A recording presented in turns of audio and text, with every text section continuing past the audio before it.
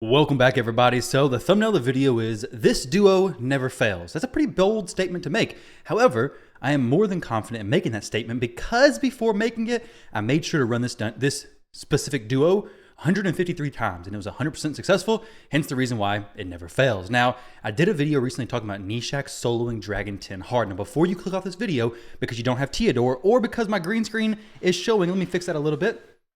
All right. Little bit janky production here. Either way, before you click off of it, I do want to show you a substitution you can make, which possibly could fail. I didn't run this one a ton of times because Wukong is actually really weird when it comes to running Dragon for some reason, but I want to show you guys the duo that I tested with Teodor.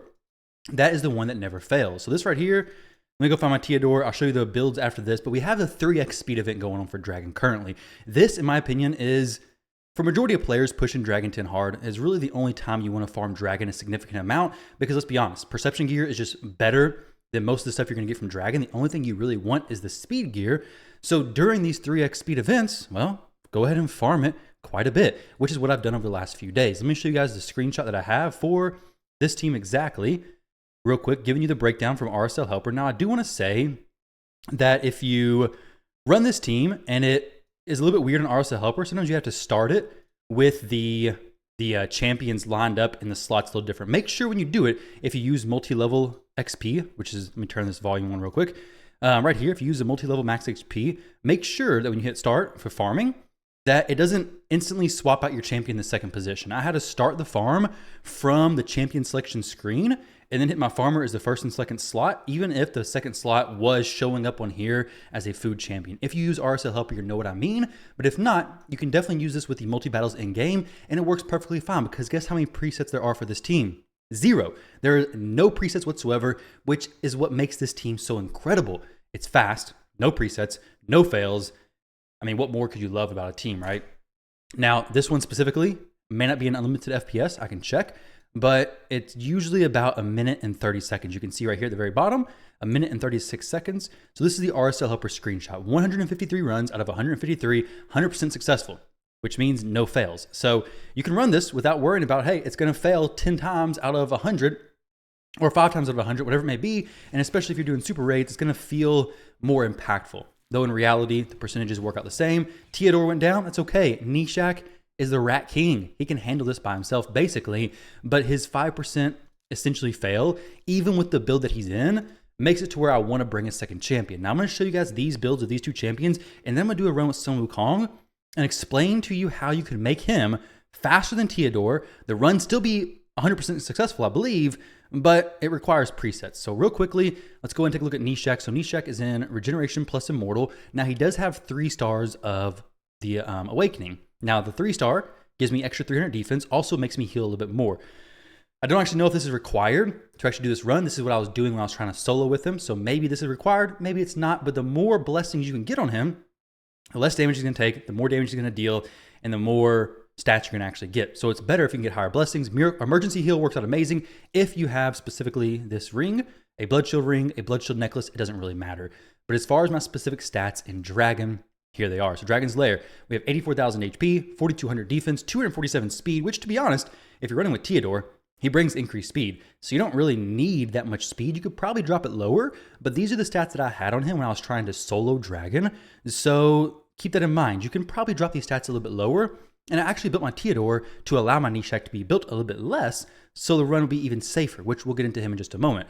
451 resistance and 339 accuracy is what I'm shooting for here. For the skills, we have this. Now, keep in mind, for the accuracy, you actually don't even need this much. I believe you need about 330, but Teodor brings a accuracy aura, so you don't even need as much accuracy as Nesek actually has. Everything's fully booked. Masteries, this is what we have going on. Your Oppressor, you could go War Master if you were able to make him survive, but for me, it was a little bit hit or miss, so I went ahead and went War Master. More turns. This rat is going crazy. He takes so many turns.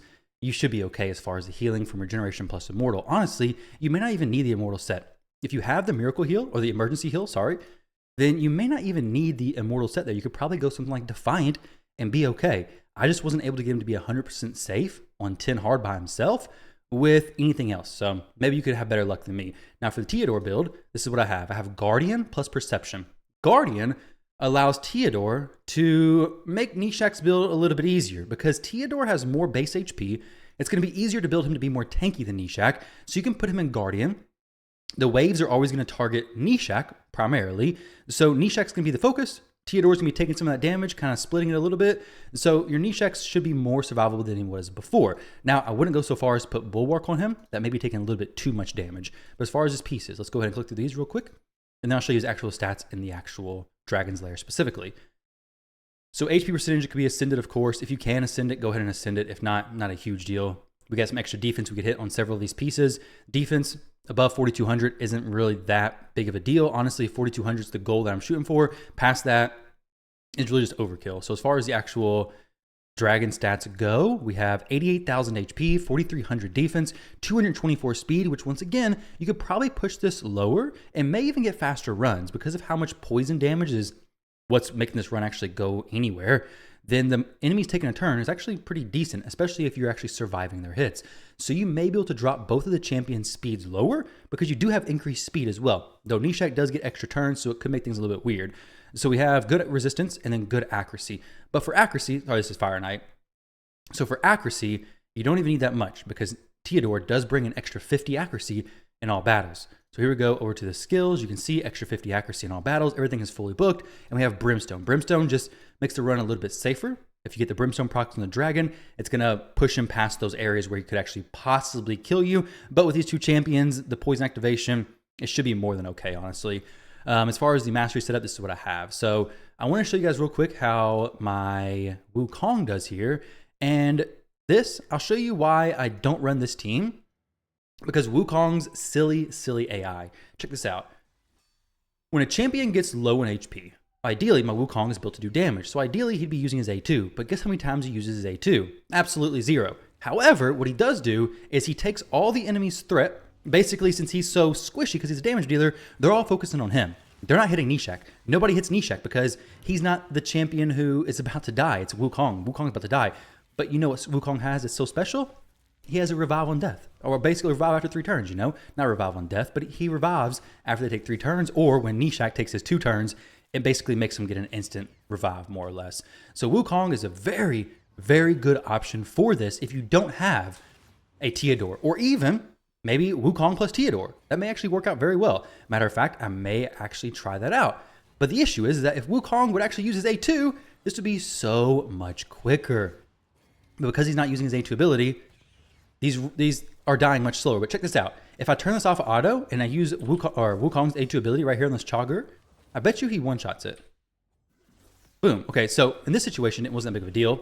But a lot of times if he uses the A2, it'll spread damage and it'll actually kill the team. But he's just not doing that. The run is still relatively quick and everybody has Wukong, or at least majority of players playing at this point in the game, doing Dragon 10 hard, should hopefully have Wukong. But if you do have him, throw him in here, try him out. I mean, he's going to keep rezzing. As long as you can apply enough poisons to the dragon, you're going to be okay. So your Nesek needs to be fast, needs to have counterattack masteries. Your Teodor doesn't need counterattack so much, but Nesek, you do want counterattack masteries.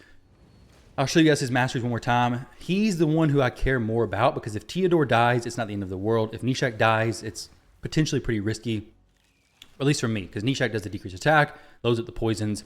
Very, very good champion. And the run, even now, even after the pause, is still 1 minute 50 seconds. So it's really not a bad time whatsoever. But one more time for Nesek's masteries. And I'll show you guys Wukong's build as well in case you're interested. But these are Nesek's masteries in case you want to copy those down. Here are Teodor's masteries in case you want to copy those down.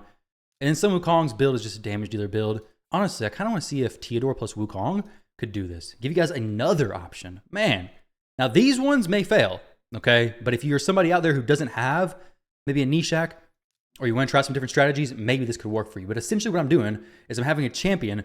Now, this could work with any champion who revives on death, right? So Wukong just comes back after he dies, but a champion like Blizzard, a champion who's going to take the threat from the enemy and put it on them so that Teodor isn't getting hit by the triple hit from the, I don't know what that champion's name is, Taya or something. So he's not getting hit by Taya. It's actually Wukong getting hit by Taya. And matter of fact, I may be beating my previous best time by using this strategy, and I may just unintentionally be swapping my entire strategy to this one instead, because it's actually going relatively fast, honestly. If Teodor can take the dragon down, then I may actually do this. Dang. So I might have to run this 150 times to test to make sure it's consistent as well, because one big thing with my channel is I like to have is make sure that when I give you guys duo teams idea, that I want to make sure it actually is consistent. This one may not actually be. I probably need him in Regeneration instead of Guardian because he's tanking from Wukong. But honestly, I may try to build him like that because it'd be a faster run potentially. But the team essentially that I'm talking about is Nesek plus Teodor. It's working amazing, flawlessly, you could even say. But Teodor plus Wukong, I don't know. Maybe it works out great. Some runs are going to be great. Some runs not so much. You could probably build them to actually work out great. But essentially, if you're struggling building duo teams in general, throw Wukong in.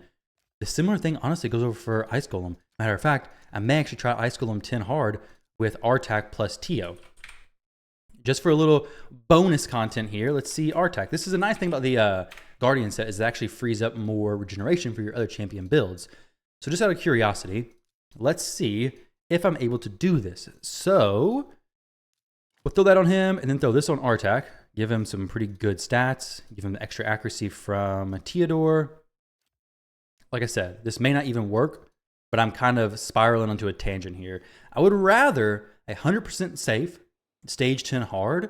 Well, Artak does 9 hard solo, so maybe it's not worth it. But if this is fast, then it may actually be worth it. So we have quite a bit of HP burn activations. However, Artak's not going to do his activations properly because his AI is weird. So something to keep in mind there. Artak does his thing there. Wow. So that was a really fast wave clear. This may be the team that I use, honestly, because the Cernics don't open with their unkillable, I don't think. We're absolutely zooming through these waves. Did I just come up with a new team? Did I have a new team that I just all of a sudden just landed in my lap, basically? Let's see how this works out. If we kill the Cernic before it does... Oh, okay, wow. Okay, so in the actual Ice Golem is where things could get a little bit dicey. However, neither one of these champions are built to do damage. So the Brimstone would have to come off of Teodor because Brimstone can proc on the Ice Golem and activate the Slam. But since we're going to be popping the HP burns so much, but we have poisons on the side people, they should die. And if he does a Slam with the side people dead, then everything's okay, honestly, because it's not going to ignore my defense. Wow, it's actually crazy fast. I don't really care about Artak can do this by himself. It's not going to be 100% consistent maybe, but if the side people are dead, this is fine. Because the side minions being dead and the golem doing a slam doesn't ignore my defense. It's actually better if they do come back. So he does do the big slam, but I'll survive that. But it's when the ice golem side minions are alive, he does a slam, ignores all my defense, things get bad. So now we're actually looking pretty good, honestly. We do have emergency heal, I believe, on Artak. I had a little bit of a change of heart with this. So I do have emergency heal instead of miracle heal. I can talk about that more in a future video, but I'll probably be doing this and testing it out, making some adjustments, and honestly seeing if this works. I may have to switch the Brimstone off Teodor for Dragon, but this is pretty cool. I may actually go emergency heal on him as well. But my wife's calling. She's here to unload some groceries. So guys, best of luck with this. Hope you have some fun testing this out. Let me know if you have any awesome, cool solo duo champion strategies, but I'm excited. That was a really, really fast time. Very impressive. Nesek and Teo were the focus of today's video though. So jump in there, build those champions. Best of luck. I'm going to go probably get in trouble because I just ignored her call because I'm making a video. But hey, you guys are important because I'm here right now. But either way, I love and appreciate all of you. Best of luck, and I'll catch you in the next video.